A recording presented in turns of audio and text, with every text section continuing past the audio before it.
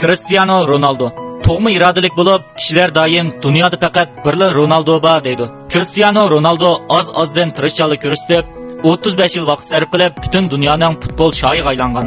Cristiano Ronaldo Portugaliyaning Madira orolida tug'ilgan bo'lib, burun ig'ir oila iqtisodiy yuki uning oilasini qattiq qiynagan. Hamda u o'zining tarjimonida mundoq deb yozgan: "Ayni chog'da opam meni tug'ishdan voz kechmoqchi bo'lgan. Lekin men bu dunyoga kelgan ekanman, cho'qim boshqalarga o'xshamaydigan yashashim kerak. Bu menga berilgan bir qatimliq sinoq" deb yozgan. Cristiano Ronaldo Buruj bilan tug'ilgan. Hamda u 12 yoshga kirganda yurtidan ayrilib, Lisbonga kelib to'p tepishni tanlagan. Bu dal uningga berilgan fursat bo'lib, ching tutmasi bo'lmaydi. Lekin u davomli taraqqiy qilib, 18 yoshda Cristiano Ronaldo 17 million 300 ming funt sterling bilan Manchester birlashmasi bilan to'xtamli ishdak rekordni yaratgan. Manchester birlashmasida hayotidagi tunji uzg'unlik lo'ngisini qo'lga keltirdi. Uningdan keyin shon sharafga to'lgan 9 yillik Xalliq Madrid musobaqasida 438 maydon musobaqada 450 to'p kirgizib, 131 yordamchi pas bergan.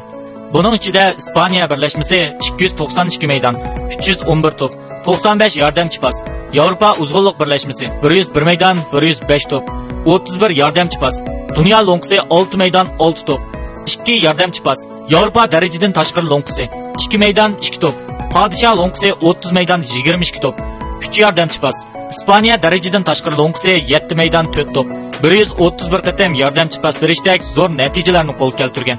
30 yoshli Cristiano Ronaldo 100 million yevroluk baho bilan Juventusga o'tkalgan. Bu chog'da top mastonlari Cristiano Ronaldoning komandaga yana shon-sharaf elib kela oladigan yoki kela olmaydiganligidan gumonlangan. Lekin u komandaga borgandan keyin uning badan o'lchash natijasi ko'pchilikning gumonini yo'qotdi. Ya'ni Cristiano Ronaldoning badanidagi yog' nisbati 7% bo'lib, muskulning ig'irligi 50% ga yetadi. Bu qanday qon?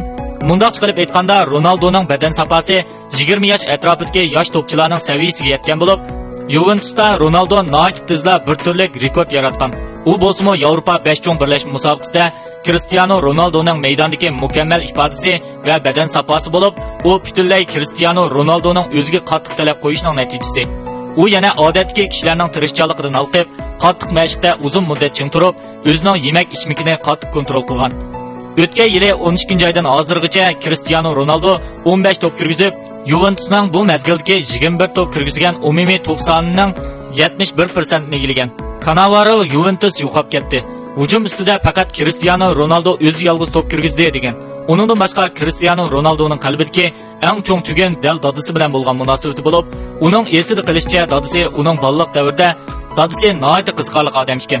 Keyin dadisi to'xtamay aroq ichadigan bo'lib qolgan.